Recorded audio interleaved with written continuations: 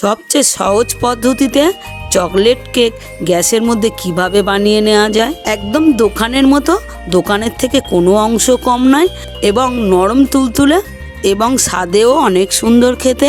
এর আগে আপনি যদি কখনোই কেক না বানিয়ে থাকেন, এই রেসিপিটা সম্পূর্ণ দেখলেই একদম একবারেতেই সঠিকভাবে বানিয়ে ফেলতে পারবেন। এই রেসিপিটা যে টেস্ট করবে সে বুঝতেই পারবে না যে দোকান থেকে কেনা কি বাড়িতেই বানানো। রেসিপিটা বানানোর জন্য এক বাটি চিনি গুঁড়ো করে নিলাম, 2টো ডিম ভালো করে ফাটিয়ে নিতে হবে। নমস্কার বন্ধুরা, মিনু কিচেনে তোমাদের সবাইকে স্বাগতম। আশা করছি তোমরা সবাই অনেক ভালো আছো। 4 চামচ সাদা তেল দিয়ে ভালো করে ফাটিয়ে নিতে হবে একসাথে করে 3টে উপকরণ দিয়ে। চাইলে তোমরা ভালো করে হাত দিয়েও মিশিয়ে নিতে পারো। লক্ষ্য রাখতে হবে ডেলা ভাবটা যাতে না থাকে, একদম ঠিক ক্রিম টাইপের তৈরি হয়ে যাবে। 1 বাটি পরিমাণ মতো ময়দা নিয়ে নিলাম, 2 টেবিল চামচ চকো পাউডার দিয়ে দিলাম।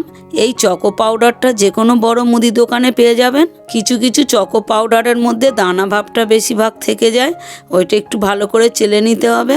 1 টেবিল চামচ বেকিং পাউডার দিয়ে দিলাম, 1 টেবিল চামচ ভ্যানিলা দিয়ে দিলাম। ভ্যানিলা ছাড়া কিন্তু কেক তৈরি হয় না। অল্প একটু টুটি ফুটি নিয়ে নিলাম, টুটি ফুটিটা একটু ময়দা মিশিয়ে দিতে হবে, তা নাহলে জড়িয়ে যেতে পারে। 1 বাটি একটু উষ্ণ গরম দুধ দিয়ে দিলাম, দিয়ে ভালো করে এইভাবে ফাটিয়ে নিতে হবে।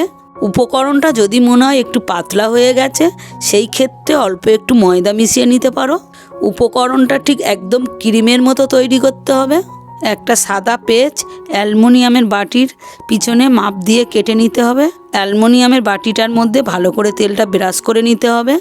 আপনারা চাইলে হাত দিয়েও ভালো মতো তেলটা লাগিয়ে নিতে পারেন। তেলটা ভালো মতো লাগিয়ে নিয়ে সাদা পেস্টটা দিয়ে আরও একটু তেল লাগিয়ে নিতে হবে। প্লিজ বন্ধুরা, রেসিপিটা আপনারা কে কোথা থেকে দেখছেন অবশ্যই আপনাদের একটা লাইক কমেন্টের মাধ্যমে আমাকে জানাবেন। ক্রিমটা বাটিটার মধ্যে দিয়ে একটু ঝাঁকিয়ে দিতে হবে, তা নাহলে ভিতরটা একটু ফেঁপে থাকবে। একটা কড়াইয়ের মধ্যে পরিমাণ মতো একটু নুন দিয়ে হালকাভাবে এইভাবে ছড়িয়ে দিয়ে একটা স্ট্যান্ড বসিয়ে একটু ঢেকে হালকা গরম করে নিতে হবে। 2 মিনিটের মধ্যে অনেকটাই গরম হয়ে যায়। তৈরি করে রাখা ক্রিমটা গরম স্ট্যান্ডটার ওপর বসিয়ে দিলাম, দিয়ে এইভাবে ঢেকে 1 ঘন্টা মতো কুক করতে হবে, গ্যাসটাকে লো ফ্লেমে রেখে। বন্ধুরা, এর আগে যদি আপনারা কেক বানিয়ে থাকেন অবশ্যই আমাকে কমেন্টে জানাবেন। 1 ঘন্টা পরে দেখতেই পাচ্ছেন কেকটা কত সুন্দর ফুলে গেছে। একটা কাঠির সাহায্যে দেখিয়ে দিচ্ছি যে কেকটা সঠিক হয়েছে কিনা। কাঠিটা একটু ঘিঁতে দেখিয়ে দিলাম। সঠিক যদি না হয় তাহলে কাঠির গায়ে লেগে যাবে, আর সঠিক হলে কাঠির গায়ে লাগবে না। ওই গরম অবস্থায় চেরি আর কাজু বাদাম দিয়ে ঠিক এইভাবে সাজিয়ে নিতে হবে, একটার পাশে একটা দিয়ে। কিছুক্ষণ পরে বাটিটা একটু ঠান্ডা হয়ে গেলে সাইড দিয়ে একটু মেরে একটা শুকনো পাত্রের মধ্যে নামিয়ে নিতে হবে। থালার মধ্যে উল্টিয়ে বাটিটা একটু ঠুকে হালকাভাবে আস্তে করে তুলে নিতে হবে।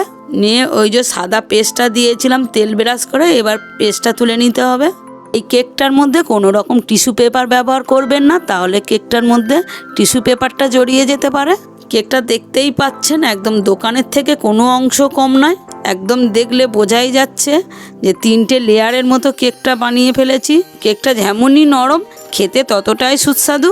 বাড়ির বাচ্চা থেকে বড়দের প্রত্যেকেরই খুব ভালো লাগবে। বন্ধুরা, আজকের এই কেকের রেসিপিটা যদি আপনাদের ভালো লেগে থাকে অবশ্যই আমার চ্যানেলটাকে সাবস্ক্রাইব করে আমার পাশে থাকবেন। রেসিপিটা সম্পূর্ণ দেখার জন্য অনেক ধন্যবাদ। নতুন কোনো রেসিপিতে দেখা হচ্ছে। আপনারা সবাই ভালো থাকবেন, সুস্থ থাকবেন।